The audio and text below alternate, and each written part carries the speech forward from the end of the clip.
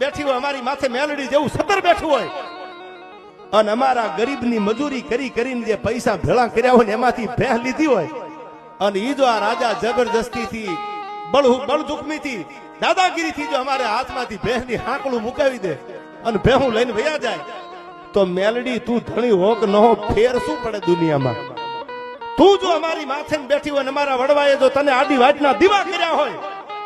અને અમારી હાથમાંથી ભેહની હાંકડું લઈને ભેહ લઈને વયા જાય તો મેલડી તું બેઠીનું પ્રમાણ ન હોય અને હવે તારી સામે બેહું છું અને પ્રતિજ્ઞા કરું છું કે સાઈલા ઠાકોર સાહેબ પોતે જે રાજના માણસો મારી ભેહ લઈ ગયા, મારા હાથમાંથી ભેહની હાંકડ લઈ ગયા, હું મેલડીની સામે બેહીને પ્રતિજ્ઞા કરું છું કે પાણી તો નહીં પીવું, દૂધ તો નહીં પીવું, પણ અન્નનો દાણો મોઢામાં મૂકું ને તો હું દેવી પૂજક નો દીકરો ન કહેવાવ. સાઈલા ઠાકોર સાહેબ સામે હાલી અને તારા થડા સુધી જો બહેને દેવા આવે